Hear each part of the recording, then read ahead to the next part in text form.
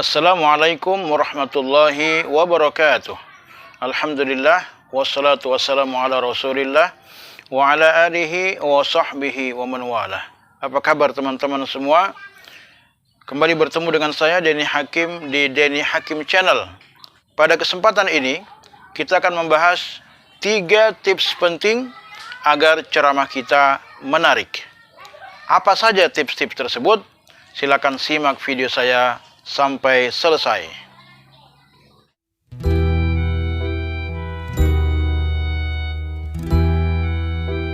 Tips yang pertama yang harus ada di dalam sebuah ceramah adalah pendahuluan atau pembukaan. Pembukaan atau pendahuluan ini sangat penting. Kenapa? Karena dengan pembukaan ini, kalimat-kalimat pembuka ini, maka kita bisa mendekatkan diri kita dengan audiens kita. Juga sebagai salah satu cara untuk menarik perhatian. Sebagai satu bentuk perkenalan kita dengan audiens kita. Kalau kita ingin membawakan ceramah agama misalnya, maka kita buka tentunya dengan salam dulu pertama. Kemudian kita bersolawat kepada Rasulullah SAW. Kemudian kita menyapa seluruh hadirin atau audiens yang hadir. Nah itu tadi tujuannya agar kita bisa saling dekat antara sebagai seorang pembicara dan audiens yang ada di hadapan kita. Dengan cara ini, insya Allah maka kita akan rileks ya, akan lebih santai di dalam menyampaikan ceramah kita. Jadi tidak tegang. Ya, kita bisa menyapa mereka dengan ya, apa kabar ibu-ibu, apa kabar bapak-bapak sekalian. Ya, atau ada ustadz yang ternama jamaah, ya itu salah satu cara. Ya, bagaimana caranya supaya kita bisa melakukan pendekatan dengan audiens kita. Tips yang kedua adalah isi ceramah kita. Ya. Nah, ini hal yang penting yang akan kita sampaikan. Maka isi ceramah itu betul-betul harus sesuai dengan apa yang akan kita sampaikan. Ya, disinilah kita perlunya melakukan riset. Kalau kita membawakan ceramah agama misalnya, maka kita perlu melakukan riset. Yang pertama tentang ayat-ayat Al-Quran yang membahas tema yang akan kita bahas. Kemudian kita melakukan riset hadis-hadis Rasulullah SAW tentang tema yang tentang tema yang akan kita bahas. Kemudian yang ketiga tentang pandangan-pandangan para ulama, misalnya ulama-ulama tafsir dari kitab-kitab tafsir yang ada, maka kita bisa melakukan riset seperti itu. Ya, maka insya Allah isi ceramah kita akan lebih menarik.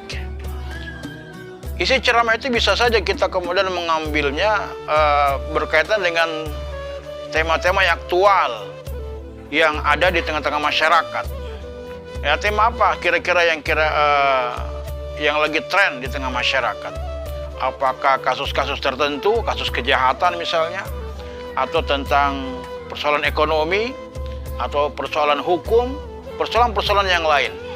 Ya, dari sini kemudian kita bisa mengangkat tema tersebut, lalu ya kita melakukan riset dengan ayat-ayat atau nas-nas Al-Quran atau pandangan-pandangan para ahli, para ulama-ulama yang berkaitan dengan persoalan tersebut. Nah, kenapa? Karena kalau tujuan kita adalah dalam rangka untuk mempengaruhi atau supaya audiens kita setuju dengan apa yang kita sampaikan, maka ini hal yang sangat penting yang harus kita lakukan. Tips yang ketiga adalah akhir atau penutup dari ceramah kita. Ya, pada penutup ini penting kita melakukan penegasan kembali. Kita menyimpulkan kembali tentang isi yang akan kita sampaikan. Tapi jangan kemudian kita mengulang kembali isi ceramah kita. Ya, kalau kesimpulan tentu garis-garis besarnya saja. Bahwa kesimpulan ceramah saya adalah 1, 2, 3 itu saja ya secara singkat.